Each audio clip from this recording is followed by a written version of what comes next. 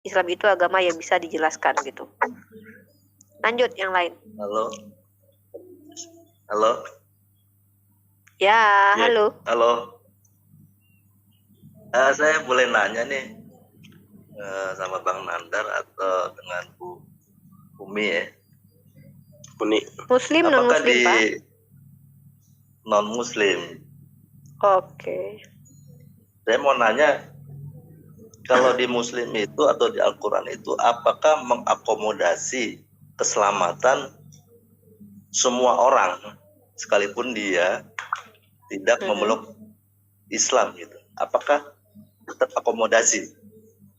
Oke, mungkin saya jawab pakai ayat saja. Ya, di dalam surah Al-Baqarah itu ada dalil yang berbunyi Bismillahirrahmanirrahim, innallazi amanu walazina hadu wan nasara wasabi'ina man amana billahi wal yawmil akhiri wa amila sholihan falahum ajruhum inda rabbih wala khaufun alaihim walahum yazanun. Inda rabbihim atau inda rabbihi ya, wala khaufun alaihim walahum yazanun. Artinya adalah Allah memang mengatakan sesungguhnya innallazina amanu wallazina hadu. Allah sebut mention di situ ada orang-orang beriman, ada orang-orang Yahud, ada orang-orang Nasara, ada orang-orang Sabiin, ya, dan di dalam ayat ini bentar saya ambilkan tafsir Ibnu Katsir dulu ya. Bentar. Ya, saya ambil tafsir Ibnu Katsir dulu.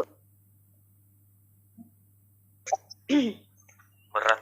Karena khawatir saya jika berbicara tidak sesuai dengan tidak sesuai dengan pemahaman ulama kami, dan itu saya nanti malah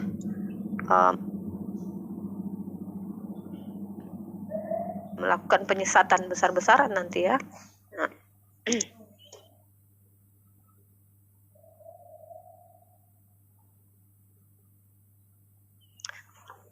Surah Al-Baqarah ayat berapa itu tadi yang saya bacakan itu? Bentar. Kita baca 121. Wala khaufun 'alaihim wala hum yahzanun. Bentar ya.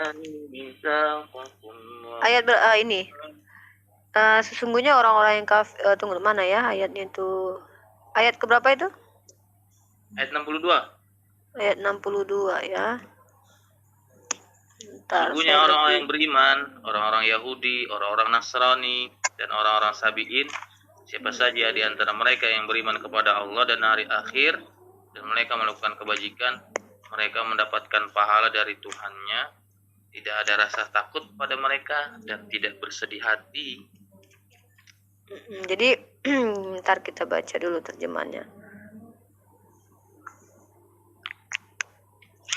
Ayat 62. Orang-orang yang beriman ya, orang-orang yang beriman, orang Yahudi, Nasrani, dan orang-orang Sabiin, siapa saja di antara mereka. Jadi di sini dijelaskan oleh Allah Subhanahu wa taala bahwa meskipun dia adalah orang Yahudi, Nasrani atau Sabiin, tapi kalau dia beriman kepada Allah, dalam makna Allah ini adalah Tuhan yang diperkenalkan oleh baginda Rasulullah Muhammad SAW, ya, yang memiliki nama yang pantas atau proper name-nya adalah Allah dan bisa disebut dengan 99 nama lainnya. Maka yang pertama beriman dulu kepada Allah, lalu beriman kepada hari akhir, kemudian melakukan amalan-amalan baik, maka mereka mendapatkan pahala dari Tuhannya, yaitu Allah Subhanahu wa taala. Tidak ada rasa takut pada mereka dan mereka tidak bersedih hati. Konteksnya di sini Allah mengatakan siapapun kalian, maka beriman kepada Allah, melakukan kebaikan gitu. Jadi mungkin begitu Bang, kalau ditanya apakah seseorang itu selamat. Tapi kalau yang namanya istilah untuk orang kafir, untuk orang munafik, maka mereka mendapatkan apa yang mereka upayakan di dunia gitu loh. Ketika mereka menolak, ya sudah. Maka keimanan di dalam Islam, orang-orang kafir itu justru kekal di dalam neraka, begitu Bang. Selanjutnya, mana yang lebih utama yang menentukan orang itu selamat atau tidaknya? beriman kepada Allah atau perbuatan-perbuatan baiknya itu yang menentukan? Beriman dulu kepada Allah, karena percuma berbuat baik kalau tidak beriman kepada Allah. Kalau saya tidak salah tuh ada dalil yang bunyinya bahwa orang-orang yang kafir kepada Allah ketika berbuat baik itu akan dibalaskan di dunia. Jadi dia tidak mendapatkan apa-apa di akhirat. Jadi ya analoginya samalah seperti seseorang yang mengerjakan tesis atau skripsi tapi tidak menjadi anggota dari sebuah universitas. Jadi itu sia-sia, Bang. Memang Jadi kalau beriman seandainya Islam dulu. seandainya orang itu beriman pada Allah gitu ya, tetapi dia tidak melakukan suatu perbuatan-perbuatan yang baik yang Masih mending dia, Bang. Masih mending dia daripada orang tidak beriman kepada Allah, tapi menurut dia melakukan kebaikan, karena kebaikan itu standarnya siapa dulu yang memberikan. Karena Islam sendiri memiliki standar kebaikan. Ada orang-orang, mohon maaf saya harus singgung ini. Ada orang yang mengatakan bahwa saya sudah baik katanya. Apa yang dia lakukan yaitu memberi makan orang lain. Ternyata dia melakukan hubungan terlarang sesama jenis. Misal saya baik, saya menjaga dia, merawat dia. Apakah itu baik di dalam Islam? Tidak. Karena di dalam Islam baik itu bukan standar yang datang dari manusia, tetapi datangnya dari Allah Subhanahu wa taala. Makanya ada ketentuan-ketentuan amalan apa? Contoh, orang yang paling baik, lelaki yang paling baik terhadap istrinya, standar baik sebagai suami. Orang yang paling baik menurut Rasulullah adalah orang yang paling baik terhadap keluarganya, standar baik sebagai seorang manusia. Istri yang baik adalah istri yang taat kepada suaminya, menjalankan perintah Allah, itu standar baik sebagai seorang istri. Anak yang baik adalah anak yang patuh kepada orang tuanya, berbakti, itu standar baik kepada orang tua. Dan legitimasi itu semua diajarkan dalam Islam gitu loh. Artinya kebaikan itu menurut perspektif Allah, bukan perspektif masing-masing. Kalau kita bicara tentang perspektif masing-masing, maka mohon maaf kalau kita menyeberang jauh keluar sana ke Afrika atau kemana, mereka tanpa memakai BH, bra, tetapi mereka memperlihatkan menurut mereka baik, itu budaya mereka. Atau kita lihat ada sebuah, saya pernah melihat sebuah artikel di mana berhubungan badan di tempat biasa itu tuh hal yang bukan hal yang jahat, karena mereka sedang meluapkan kasih sayang dan cintanya, menurut mereka itu baik. Apakah itu benar-benar baik secara universal dalam moralitas? Tentu tidak. Jadi jangan standarnya kita yang kasih. Nah, makanya di dalam Islam itu ketika beriman kepada Allah, standar kebaikannya itu datang dari Allah. Jadi ada orang yang mengaku saya sudah baik nih, tapi ternyata tidak mengikuti standar Allah Subhanahu wa taala. Kalau menurut kami Tuhan yang benar, dan dia tidak berbuat baik itu karena dan untuk Allah gitu. Dan motifnya tentu kita tidak ketahui untuk apa dia berbuat baik begitu. Jadi apakah pasti kalau seorang yang muslim tapi dia tidak berbuat baik atau tidak beramal soleh gitu pasti masuk surga atau ditolak? Oke, jadi di dalam Islam itu kamu mendapatkan apa yang kamu lakukan. Ketika misalkannya begini, Bang, seseorang yang amalan buruknya lebih banyak, maka dia akan ke neraka. Tetapi menariknya di dalam Islam ini yang dijanjikan adalah walaupun kamu punya sebiji sawi di dalam hatimu, keimanan, maka kamu tidak kekal di neraka. Perbedaan orang-orang muslim yang mungkin banyak dosanya dengan orang kafir, walaupun baik sekalipun, adalah dia tidak kekal di neraka sebagaimana orang yang kafir dan ingkar kepada Allah gitu loh. Itu ada sebuah dalil hadis di mana Rasulullah itu menjadi syafaat untuk orang-orang yang dosanya sangat banyak, karena beliau yang mengambil orang itu, memindahkannya dari neraka ke dalam surga.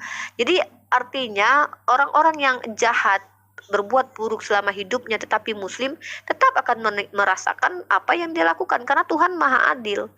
Jadi Tuhan itu tidak akan memberikan kebahagiaan kepada orang yang sudah, mohon maaf ya, seperti memperkosa, membunuh di dunia, walaupun dia muslim sekalipun, dia akan mempertanggungjawabkan apapun yang dia lakukan. Tetapi menariknya, menjadi Islam itu keuntungannya adalah tidak kekal gitu. Karena di dalam Islam itu dipercayai surga dan neraka itu akan dikekalkan oleh Allah. Jadi orang-orang yang kekal adalah, salah satu golongan yang kekal adalah iblis. Kemudian orang-orang yang memang kafir kepada Allah Subhanahu wa taala bahkan menjadi kayu bakar untuk menyiksa orang-orang muslim yang banyak dosanya gitu. Jadi orang muslim masih kemungkinan masuk neraka juga dong ya? Oh, bukan Artinya bisa kemungkinan. ditolak. Tidak ada istilah surga itu. Gini Bang, mohon maaf, mungkin Abang salah Ya. paham nih.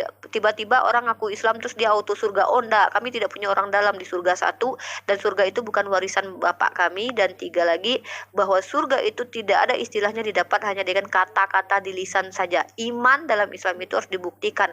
Itu kenapa ada istilah orang munafik, orang fasik. Ada orang mengaku Islam tetapi dia menyelewengkan ajaran Islam, maka dia disebut dengan fasik. Ada orang-orang yang salah dalam memahami Islam, bisa jadi dia disebut dengan zindik. Ada orang-orang yang disebut dengan munafik, yaitu orang-orang yang dengan beberapa kategori mengaku Islam tapi sesungguhnya tidak mengamalkan amalan Islam. Maka bagaimanakah mereka? Apakah mereka layak masuk surga? Tentu tidak. Tentu mereka harus menerima dulu apa yang mereka lakukan di dunia. Nah, dan ada golongan-golongan orang yang bahkan tidak dihisap masuk ke dalam surga, artinya tidak diberi beban seperti orang yang mati syahid, anak-anak kecil, para nabi gitu. Dan ada orang-orang yang bahkan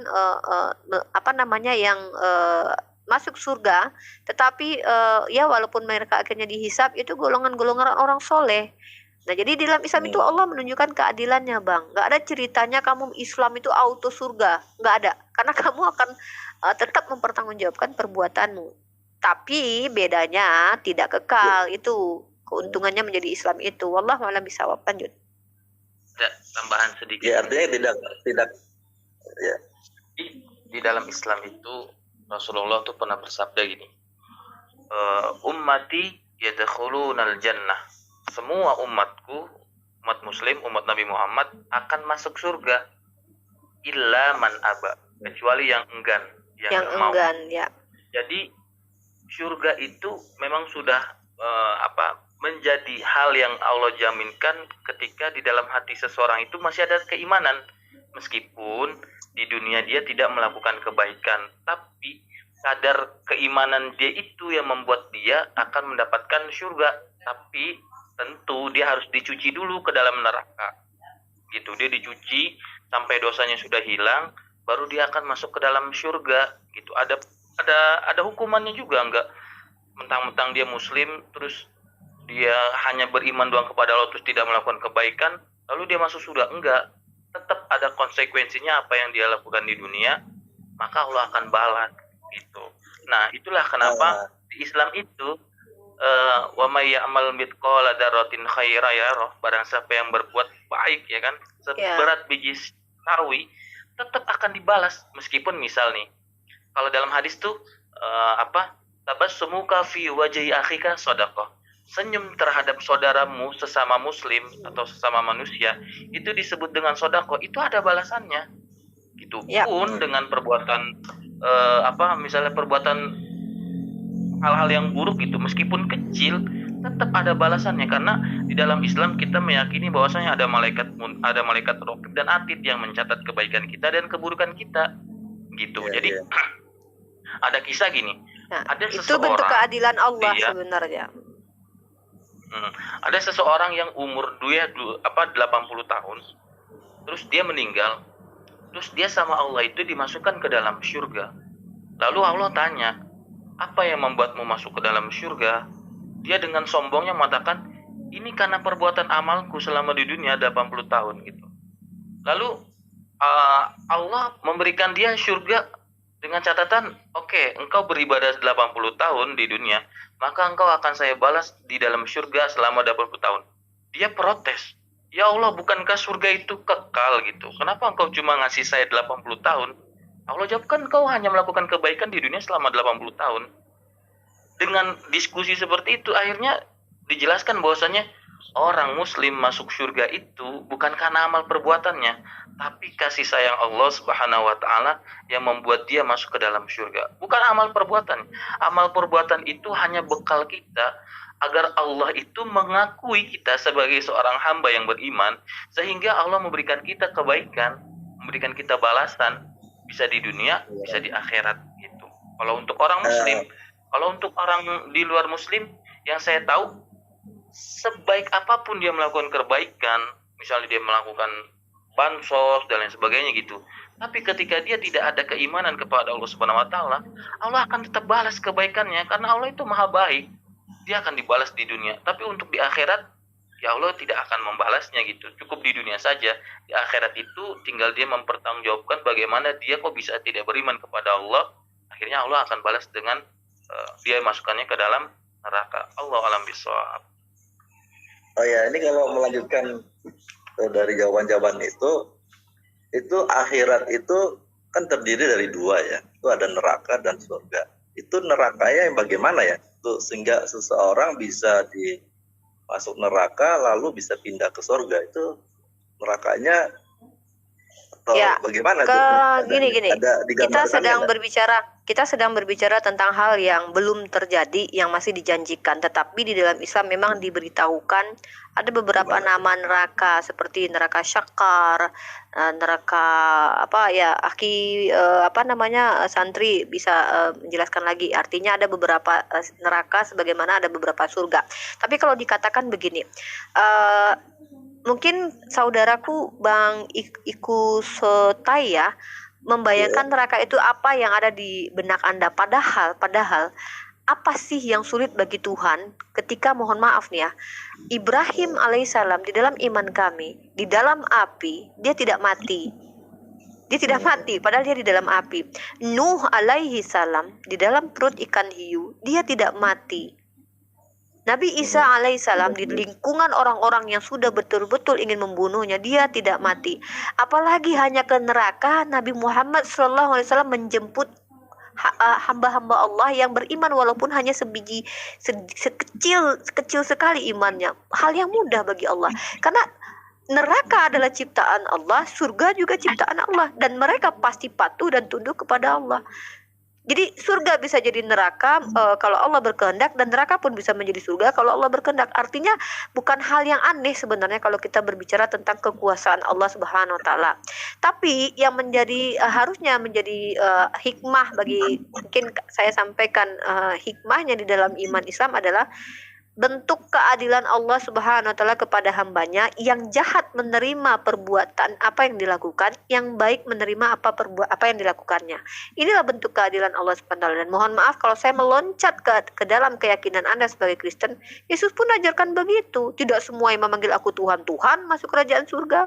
Banyak yang terpanggil, sedikit yang dipilih. Jadi hal-hal seperti ini tuh mungkin dalam perspektif Anda mungkin berbeda dari apa yang saya pahami ketika saya membaca Bible Anda. Tapi ada kenyataan hal seperti itu. Bahkan di Tesalonika pasal kedua ayat 8 kalau tidak salah, Yesus datang membunuh dengan nafasnya. Artinya ada balasan-balasan bagi orang-orang jahat. Nah, dalam Islam itu neraka itu tempatnya pembalasan dari perbuatan Anda, perbuatan kejahatan Anda. Bagaimana mungkin Anda telah membunuh anak seseorang, menyakiti orang lain di dunia, lalu Anda berharap dengan mengatakan aku beriman ya Allah terus masuk surga? Itu bentuk keadilan Allah Subhanahu wa taala. Dan saya ucapkan kembali bahwa indahnya Islam ini adalah Rasulullah menjamin seluruh umat Islam masuk ke dalam surga gitu. Walaupun pada akhirnya ada di antara umat Islam yang amal, jadi gini, amal keburukannya mengalahkan amal baiknya gitu loh. Ya.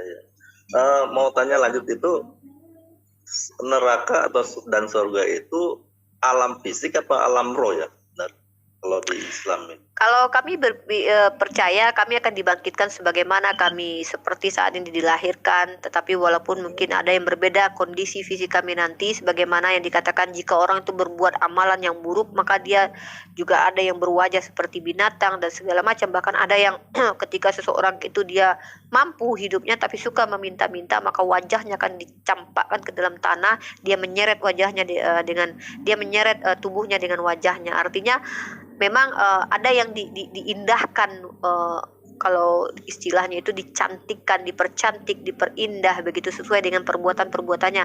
Maka Rasulullah itu mengenali hamba-hamba Allah dari kalangan Islam itu dengan melihat cahaya-cahaya air wudhu ada di dalam setiap diri hamba-hamba Allah. Kami mengimani kami akan dibangkitkan di padang mahsyar sebagaimana kami dilahirkan, maka kami akan dibangkitkan kembali. Itu bukan bentuk rohani tetapi betul-betul bentuk fisik. Karena bagaimana mungkin kalau kita bicara tentang ilmu apa yang dinikmati oleh rohani? Apakah rohani bisa menikmati? Karena kalau kita bicara tentang kenikmatan dan kesakitan, itu bicara tentang fisik begitu. Jadi kalau bicara tentang surga dan neraka, kami katakan kami belum bisa banyak bicara tentang surga, tetapi kami hanya mampu menyampaikan apa yang Allah janjikan, bahwasanya di sana kami akan menikmati ada buah-buahan dan segala macam yang Allah gambarkan.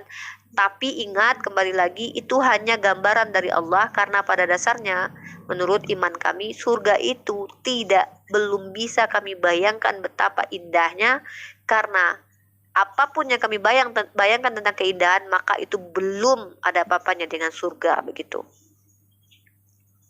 Tapi tetap Allah gambarkan. Jadi bahwa surganya itu surga seperti di bumi ini ya. Bumi ini dong berarti.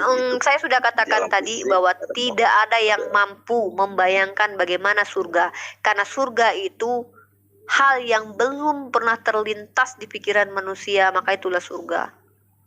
Tapi Allah gambarkan segala sesuatu yang kenikmatan yang manusia itu, naturnya manusia, seperti berkumpul dengan anak dan istri, karena kami akan berkumpul dengan orang-orang yang kami cintai. Maka ketika kami saling mencintai suami istri, kami akan berkumpul dengan suami istri dan anak-anak kami. Itu di dalam iman Islam. Kalau bisa ada nggak di Al-Quran itu mengisahkan atau menceritakan kronologis awal penciptaan bumi, alam semesta dan manusia? Ada nggak kronologis? Kronologis yang dimaksud seperti Bible gitu, ya narasinya tentu tidak sama ya. Tapi kalau di dalam Al-Quran surah Al-Baqarah tentang penciptaan manusia memang ada. Bismillahirrahmanirrahim. Wa isqala rabbuka lil malaikati inni ja'ilun fil ardi khalifah. Di sana Allah mengingatkan kepada kami ketika Allah berkata kepada malaikat bahwa Dia hendak menciptakan khalifah di muka bumi ini. Lalu di situ ada seolah-olah malaikat ini bertanya kepada Allah, bukankah nanti mereka akan merusak, bukankah mereka akan menumpahkan darah? Lalu Allah katakan, sesungguhnya aku mengetahui apa yang tidak engkau ketahui. Inni alamu ma la ta'lamun. Di situ kronologis seperti itu. Jadi artinya ketika Allah menceritakan apa yang Allah kehendaki untuk ceritakan, maka semuanya berdasarkan atas kehendak Allah, bukan kami ya. Maksudnya gini, Al-Quran itu bukan kitab request.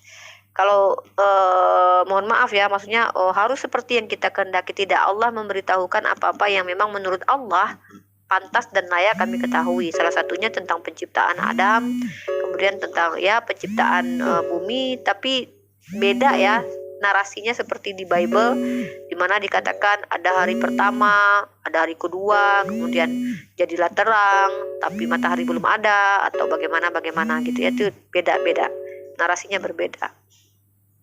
Nah, waktu pertama kali Adam diciptakan itu dengan tujuan apa ya Adam diciptakan? Setidaknya Allah menciptakan jin dan manusia hanya untuk mengabdi kepada Allah. Jadi waktu itu pertama kali, jadi artinya Al-Quran itu sudah langsung menjelaskan bahwa Allah itu menciptakan jin dan manusia. Jadi jin ini pengertiannya itu yang jahat atau yang baik ya? Jin itu sama seperti manusia, ada jahat ada baik juga. Jadi kalau di dalam Kristen itu kan jin itu artinya setan lah, penjahat aja semuanya. Tapi kalau dalam Islam itu jin itu ada yang baik ada yang jahat begitu. Ya, artinya waktu Allah menciptakan jin itu sudah ada yang baik dan yang jahat gitu ya? Enggak semuanya baik dulu? Ya, maksudnya begini, punya free will ya. Jin dan manusia itu punya free will, punya hawa nafsu. Mereka juga beranak pinak, mereka juga makan. Nah, beda dengan malaikat yang mereka tidak memiliki keinginan, hawa nafsu. Mereka hanya mengikuti semua perintah Allah gitu ya. Kemudian kalau manusia dan jin itu diberikan free will begitu. Jadi ada jin yang memang baik, ada jin yang jahat. Nah, yang iblis itu adalah dari kalangan jin yang memang bukan memberontak dalam Islam. Artinya mengingkari perintah Allah dengan bersujud kepada Adam, itu dia mengingkari itu. Artinya ada yang baik ada yang jahat gitu. Ya, artinya maksudnya yang saya tanyakan, awal mulanya Allah tuh menciptakan jin tuh baik semua atau memang sudah dibuat jadi ada yang baik dan yang jahat gitu? kalau dibilang sudah dibuat jadi ada yang baik dan jahat, mereka diberikan kehendak bebas seperti manusia gitu. Sebagaimana manusia, mereka memilih.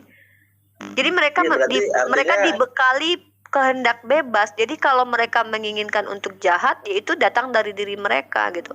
Kalau ada yang iya, mereka artinya yang baik, awalnya ya datang dari mereka gitu. ya artinya awalnya Allah menciptakan semuanya baik. Kan begitu. Artinya awal mulanya harus baik. Tunggu. Beda. Gimana? Cara memahami kita beda ya. Saya paham bagaimana Kristen memahami awalnya semua dibuat baik, itu beda banget. Jadi begini, saya ulangi lagi, mudah-mudahan bisa dipahami. Allah itu menciptakan jin dan manusia memiliki kehendak bebas. Lalu ketika seperti jin ini memiliki free will, maka dia memilih. Jika ada yang di antara mereka yang baik atau yang jahat, itu adalah kehendak bebas dari mereka, sama seperti Nabi Adam alaihissalam. Dia juga memiliki kehendak baik dan kehendak gitu, free will gitu. Ketika dia Tapi mengingkari Allah kalau dengan Adam kan diciptakannya keadaannya baik, belum jahat kan gitu. Belum memberontak. Artinya awalnya itu loh. Jadi si jin ini diciptakan langsung ada yang jahat yang baik, atau awalnya baik. Sama gitu. seperti Adam lah, sama seperti Adam diberikan kehendak bebas, lalu dia berjalan waktu, dia yang memilih gitu loh. Kalau di dalam Kristen kan malaikat itu memberontak kepada Tuhan ya kan, maka terjadilah perang di surga kan. Ya itu kronologi si jin ini memberontak, atau kronologis dari awal diciptakan baik lalu terjadi pemberontakan, itu ada nggak di Al-Quran? Saya belum temu ya ayat itu. Ini ada Ustadz Najah, mungkin Ustadz bisa jelaskan. Saya belum ketemu gimana jin itu di awal, apakah dia sudah diciptakan. Tapi sepemahaman saya, jin itu memiliki kehendak bebas, memiliki hawa nafsu, dan mereka juga bisa mengingkari Allah dan patuh kepada Allah, sama seperti manusia begitu. Tapi di sini ada Ustadz Wafi yang lebih berkompeten membahas tentang jin atau dalil-dalil yang berkenaan dengan itu. Silakan Ustadz Wafi. Assalamualaikum. Waalaikumsalam warahmatullahi. Wah, di sini ada guru-guru saya juga ini. Universitas sama aja nih guru saya. Kan. Gimana tuh Pak Ustadz?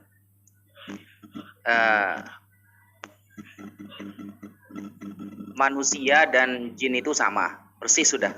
Kalau jenengan bahas penciptaan, manusia dan jin itu sama. Jadi mereka terhitung. Awalnya baik semua dong. Gimana? Bukan baik semua, bukan. Jadi kita kalau mengatakan anak kita punya anak kan awalnya memang baik-baik ya. Dalam perjalanan dia punya pergaulan jelek, baru dia rusak gitu. Nah, penciptanya jin ini awalnya baik atau memang sudah diciptakan ada yang baik dan jahat gitu? Iya, kalau memang pemahaman Anda itu dari kecil dianggap baik, ya sama seperti itu. Jin dari kecil ya sudah baik, makanya mereka terkhitob ya. Makanya hukum ya, definisi hukum di dalam Islam itu adalah khitabullah ta'ala al-muta'alliq bi af'alil mukallafin. Ya. Hukum ini Ustadz Yonatan Nandar yang noise atau siapa ini? Lanjut ini, lanjut. Coba di-mute dulu Ustadz. Siap. Enggak ya? Enggak. Oh, enggak. Lanjut. Iya, ada yang noise ya? Iya, saya dengarnya ada noise tuh kata teman-teman di bawah. Nggak tahu ya, noise dari mana tadi? Perasaan enggak ya? Masa dari saya? Bukan, Ustaz. Coba di mute semua dulu. Siapa yang nanti gantian? Yang diam ketika di mute, maka dialah itu yang keroknya. Saya mute barusan tetap ada yang noise. Nah, berarti yang punya room ini yang noise nih. Ini mana wajahnya yang punya room? Kabur yang punya room ini. Ada saya langsung kabur yang punya room ini. Ditutupnya wajahnya tuh. Masya Allah. Lanjut itu Bang. Kira-kira apa poin dari pertanyaan Bang apa ini? Maksudnya apa kait hikmah yang Abang cari sekarang ini, kira-kira apa tentang jin ini kira-kira? Jadi begini, apakah manusia dan jin waktu pertama kali diciptakan itu dia berteman baik atau menjadi lawan yang harus tidak dijadikan sahabat. Yang artinya Tuhan menciptakan manusia dan jin itu bukan berarti manusia harus bersahabat dengan jin. Gitu loh maksudnya. Jadi kalau ada diciptakan jin, ada yang baik dan jahat, berarti kan manusia nggak boleh bergaul dengan jin yang jahat itu.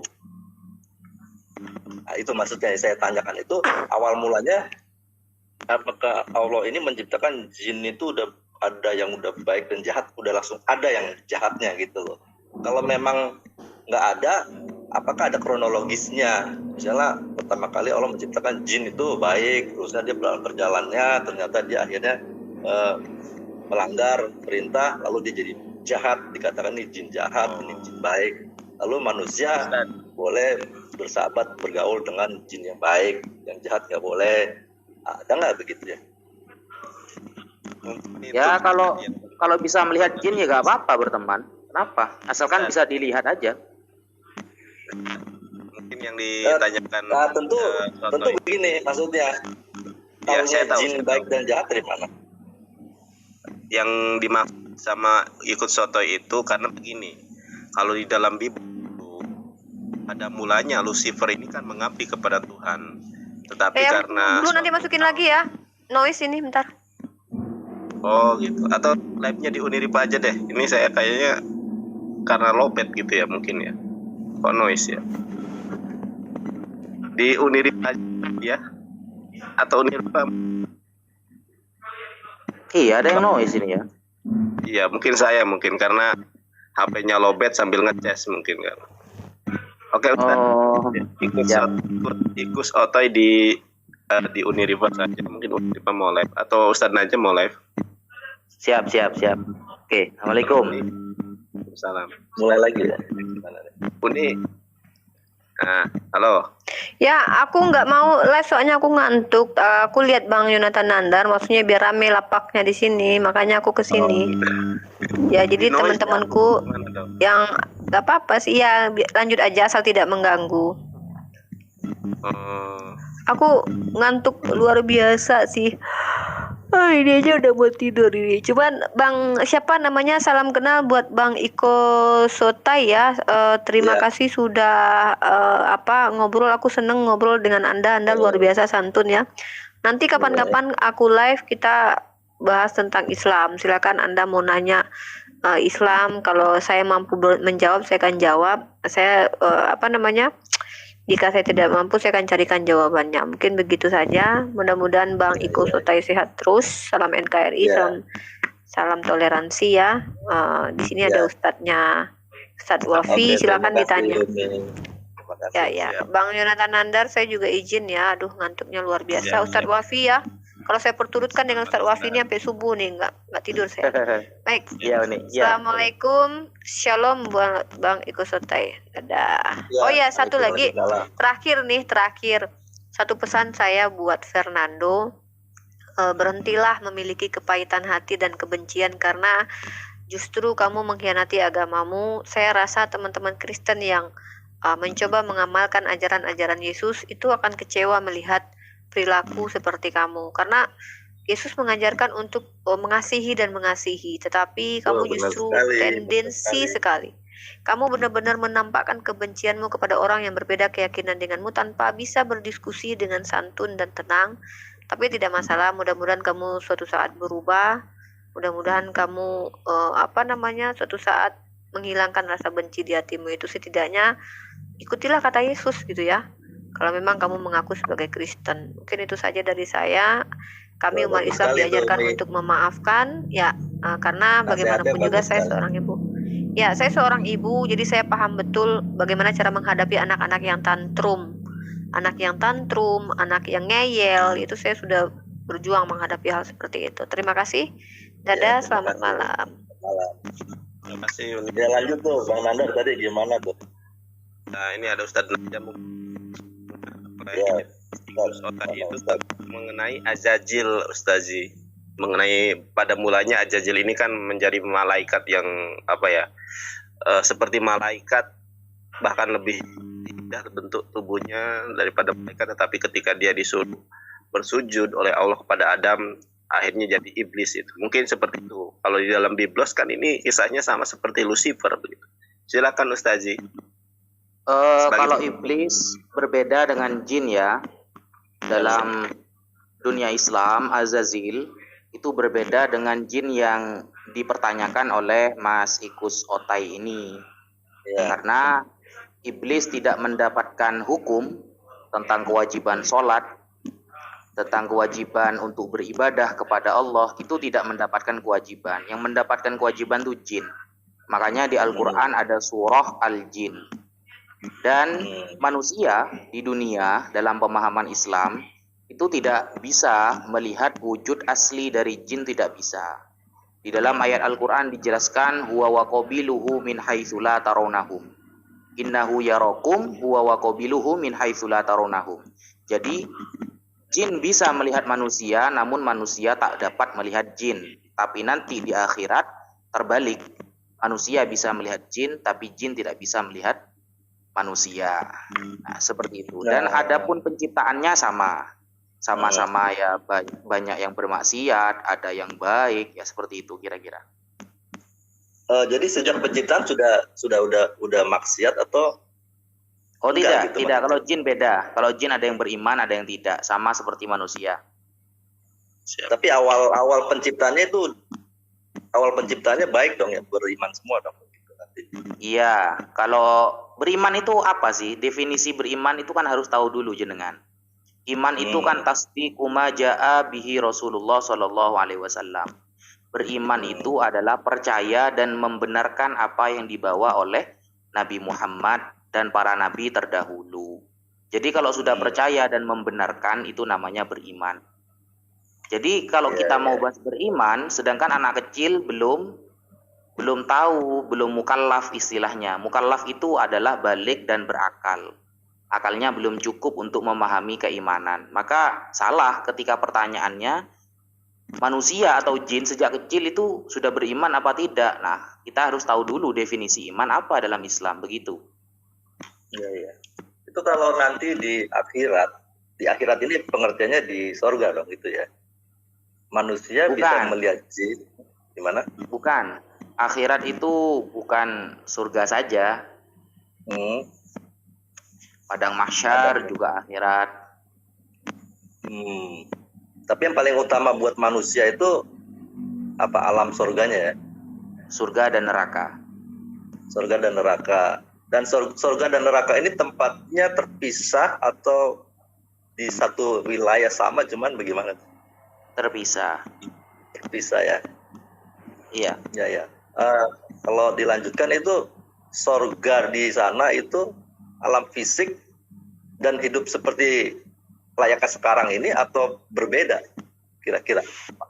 Para ulama mengatakan kenikmatan di surga dan apa-apa yang ada di surga itu adalah mala ainun ra'at wala udhunun sami'at wala ala qalbil bashar khotor. Tidak pernah dilihat oleh mata, tidak pernah didengar oleh telinga, dan tidak pernah terlintas oleh hati. Jadi saya juga tidak tahu nanti itu kenikmatan yang besar dari Allah, dan kita tahu nanti ketika sudah ada di akhirat, begitu. Oh gitu. Jadi belum ada gambarannya ya di Al-Quran mengenai surga itu ya? Ada, gambarannya ada, tapi kepastiannya seperti apa kami tidak tahu. Ya. Luar biasa Ustaz aja ya. Emang Ya, kalau Ustaz yang tadi saya tanyakan kan memang mungkin sama nggak jawabannya tuh, yang kalau menurut saya di Alkitab itu kan mengakomodasi semua manusia itu bisa masuk surga ya. Selagi tidak semua memiliki iman, maka dia mempunyai kesempatan masuk surga. Jadi imannya itu yang pengertian yang tadi definisi itu kan ya? Ya, percaya dan membenarkan apa yang dibawa Nabi Muhammad. Ya, tapi yang menentukan itu imannya itu sendiri atau perbuatannya yang menentukan dia diterima di sana? Yang menentukan adalah rahmat Allah Subhanahu wa Ta'ala. Kita tidak bisa mengandalkan amal kita. Kita tidak bisa mengandalkan kecintaan kita atau amaliyah. Tapi yang pertama itu adalah rahmat dari Allah. Karena surga dan neraka milik Allah, maka beliau berhak memasukkan siapa saja yang Allah kehendaki. Karena surga dan neraka itu makhluk Allah. ciptaan Allah. Jadi Allah berhak memasukkan siapa saja. Nah, cuma Allah memberi penjelasan. Barang siapa yang beramal baik dan beriman, maka dia pantas masuk surga, dan sebaliknya maka masuk neraka. Tapi hakikatnya karena surga dan neraka milik Allah, jadi terserah Allah. Cuma konsekuensi atau aturan dari Allah harus beriman dan beramal baik. Begitu, Mas. Ya. Luar biasa, Ustaz. Mantap, Ustazi. Ini HP saya udah lobet banget, Ustazi. Mungkin teman-teman atau Ustadz Najah mau, soalnya kalau saya colokan tadi, berusaha saya colokan ternyata jadi noise ya. Oh ya, Oke, saya mau nanti- tanya Pak Ustadz Nandar nih. Ya. Pak Ustadz Nandar ini kan mengerti sekali Alkitab ya. Bukan Ustadz Yang ini. saya tahu- Bukan Ustadz. Yang Ustadz itu Yang- Ustadz Najah, Ustadz Wafi. Oh saya ya, bukan Pak Ustadz. Nandar ini. Kalau Bible saya belajar ke Ustadz Nandar. Oh iya. Ya, Bisa aja Ustadz ini. Bang Nandar ini kan mengerti sekali Alkitab ya. Nah, yang saya pengen tanya itu sejauh mana Bang Nandar ini mengerti arti penebusan darah Tuhan Yesus itu. Ada. Sejauh mana Nggak ada. dari Alkitab yang dipahami itu? Justru saya mengenal Alkitab itu dari kelas 1 SMP. Dan nggak ada ajaran Yesus menebus dosa manusia, itu nggak ada itu. Itu ajaran manusia. Ya. Nah, kalau menurut Pak Bang Nandar ini pengertian menebus dosa itu dosa yang apa tuh? Dosa yang mana? Ya, makanya itu ajaran menebus dosa itu ajaran manusia, bukan ajaran Yesus. Kalau Ya, ajaran Yesus misalnya gini. itu adalah Maksudnya kan ajaran manusia itu menebus dosa, kan mengertinya itu ajaran manusia. Nah, yang mana itu? Seperti apa penebusan dosa yang apa yang ajaran manusia itu yang dipahami? ya, makanya saya kan tadi sudah sejawab. Yang Yesus ajarkan itu hanya hukum terutama dalam Markus 12 ayat ke-29, dan itu yang diajarkan oleh Musa, oleh para nabi, oleh Nabi Muhammad. Shema Yisrael Adonai Eloheinu Adonai Echad. Dengarkanlah wahai Bani Israel, Tuhan kita itu adalah Allah yang esa. Yohanes 17 ayat ketiga, inilah hidup yang kekal itu, bahwa engkau mengenal satu-satunya sesembahan yang benar, yaitu Allah, dan Yesus Kristus adalah Rasulullah. Itu ajaran syahadat. Jadi kalau penebusan dosa itu nggak ada, Pak. Baca Galatia 5 ayat 19 sampai 23. Barang siapa yang mengikuti keinginan daging, pencabulan, roh pemecah, iri hati, pendengki, pemarah, tidak akan memasuki kerajaan sorga. Artinya apa? Yang seperti yang disampaikan Ustadz Wafi itu, bahwa kita itu tergantung dengan wa may ya'mal mithqala dzarratin khairan yarah. Kalau perbuatannya jahat, buruk, boro-boro masuk surga. Itu dalam Iya. Alkitab ada itu. Kemudian Iya, benar. siapa yang menyembah Yesus, Matius 7 ayat ke-21, ayat ke-20. Kita akan melihat mereka dari buahnya. Pohon yang baik tidak mungkin menghasilkan buah yang buruk. Begitupun Iya. pohon yang buruk tidak mungkin menghasilkan buah yang baik. Dan konsekuensi dari buah yang buruk itu adalah dicampakkan ke dalam neraka. Matius Iya. 7 ayat 20. Lalu Matius Iya. 21, 22, 23. Siapa yang menyebut Yesus Tuhan, maka di hari akhir pada ayat ke-23, maka aku akan berterus terang kepada mereka, enyahlah daripadaku, hai engkau para pembuat kejahatan. Padahal di ayat 22-nya, mereka ini menyebut Yesus Tuhan, dan mereka mengatakan, wahai Tuhan, bukankah kami berbuat demi namamu, bermukjizat demi namamu, menyembuhkan manusia demi namamu? Di dunia ini, yang menyebut Yesus Tuhan orang Kristen, yang bernubuat demi nama Tuhan orang Kristen. Ada yang namanya pastor, siapa itu ya, yang ditutup di balik papan itu, menyembuhkan manusia atas nama Yesus. Nah, ya, tetapi apa kata Yesus? Enyahlah daripadaku, hai para pembuat kejahatan. Hanya karena satu masalah, menyembah Yesus. Demikian Bang Ikus Otai, terima kasih Ustadz Najah. Ini HP saya. Ya, makanya itu Sama-sama. boleh saya lanjutin. Ya. Nanti insya Allah live Kalau ini Ustadz Najah live di Ustadz Najah, teman-teman silahkan di di follow juga Ustadz Najah, ini guru saya ini. Wah, kalau memaparkan tentang Islam luar biasa ini Ustadz Najah ini ya. Kalau Ya, saya sebaliknya, bukan- kalau Bible bagusnya- saya berguru ke jenengan. Bagusnya Bang Ustadz Najah itu memahami Bible. Seperti Ustadz Bang Nandar Najah- ini lebih bagus. Enggak, Ustadz Najah juga sekarang lagi belajar Bible, bahkan lebih pintar dari saya ininya. Jangan Oh, salah. jauh. Ya, makanya kan tadi pertanyaan awal saya kan tadi, apakah Al-Quran mengakomodasi semua manusia untuk masuk surga?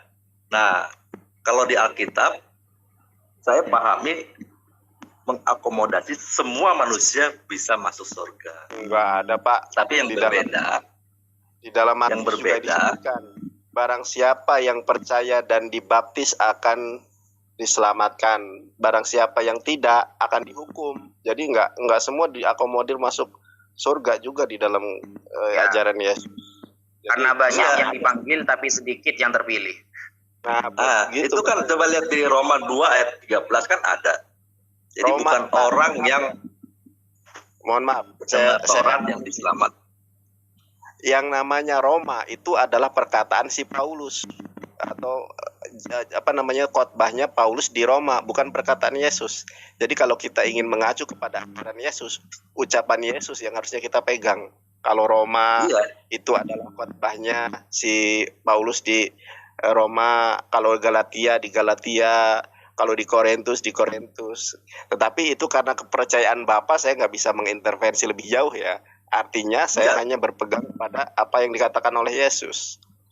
iya. Tuhan Yesus sendiri juga kan mengatakan jika hidup keagamaanmu tidak melebihi dari ahli Taurat dan orang Farisi, kamu nggak masuk surga. Maksudnya apa? Bukan soal keberagamaanmu yang dinilai, tetapi sifat atau karakter kamu yang baik itu dinilai. Nah, sama aja seperti di Roma 2 ayat 13 itu kan menyatakan bukan orang yang mendengar Taurat yang dibenarkan, tapi orang yang melakukan. Artinya apa? Semuanya akan diadili menurut perbuatan. Yang membedakan orang yang percaya Yesus atau yang tidak itu hanya ibaratnya begini, kalau orang yang percaya Yesus itu ibaratnya dia diberi kesempatan kuliah gitu ya, masuk kuliah supaya dia jadi sarjana. Tapi kalau dia nggak memanfaatkan kuliah itu, dia nggak bakal jadi sarjana. Sama seperti orang yang nggak dikasih kesempatan, begitu ya. Jadi orang-orang yang masuk Mohon ke maaf ini. ya, Mohon maaf saya interupsi, mohon maaf sekali lagi. Terima kasih Bang Itus, ini adalah salah satu udah malam ya. dan yang sangat santun ketika berdiskusi, ya, bahkan Uniripa tadi sampai meladeni atau melayani ya perdiskusian dengan Bang Itus, memang santun. Dan yang kita harapkan dari apologet muslim memang partisipan dari Kristen yang kooperatif dan tidak menghujat. Nah, ini yang kemudian akan memberikan wawasan serta edukasi antara satu sama lain. Dan ini pula yang kita lakukan oleh Ustadz Najah, Ustadz Wafi ya, Unirifa, teman-teman di Zoom. Jadi Ustadz Wafi ini juga punya channel YouTube namanya Nazza Media ya. Aktif juga di Zoom, teman-teman diikuti ini. Ustadz Wafi guru saya ini, guru untuk ya saya mempelajari Islam itu dari Ustadz Wafi kayak gitu. Oke, terima kasih teman-teman semuanya. Mohon maaf Ustadzku, Ya, Ustadz terima kasih, Wafi. Pak Nandar. Atas Otai, waktu dan terima kasih. Ya, terima Ya. kasih. Oke, sama-sama Gus. Assalamualaikum. Ya, matur Assalamualaikum. suwun.